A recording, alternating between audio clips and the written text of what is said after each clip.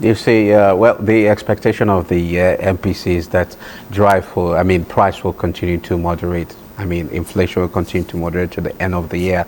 Do you see the possibility of actually sustaining this with this 50 basis point we've seen?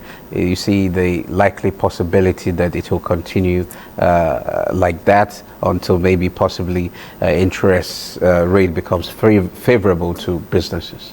Oh, yes. There are pointers to that. And I think that's why the central bank started, though they started being very cautious by just reducing it by 50% basis point. But truth be told, if you watch what is really driving inflation, you know the MPR is actually meant to actually check inflation. If you notice what is going on now, inflation is actually dropping. At the moment, it's about 20, a little bit above 20%. If you compare it to what we had at the beginning of the year, almost about 22 thereabout, if not much higher than that, I think progress has been made.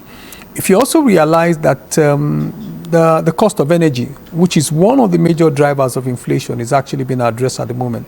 Dangote, sometimes in July, if you remember, actually dropped twice within a particular month.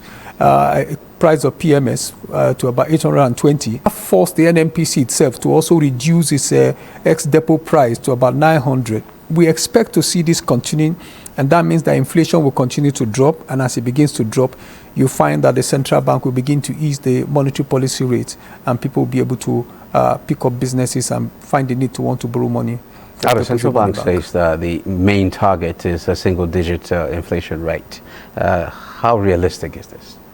No, I think it is realistic. If you check what is going on globally, and I'm also predicting that by the next quarter again, you see that the central bank might actually reduce the MPR further by a much more percentage, essentially because it's a global trend at the moment. The UK, since January, even the US as well, just recently, the Federal Reserve of the US, just recently, in the last 9 months, has just recently reduced its interest rate, the interest rate as well. So there is a global trend, there's an easing of interest rates because the economies are gradually peaking, supply side constraining are beginning to ease, even though there are differences across economy in terms of the challenges they are facing.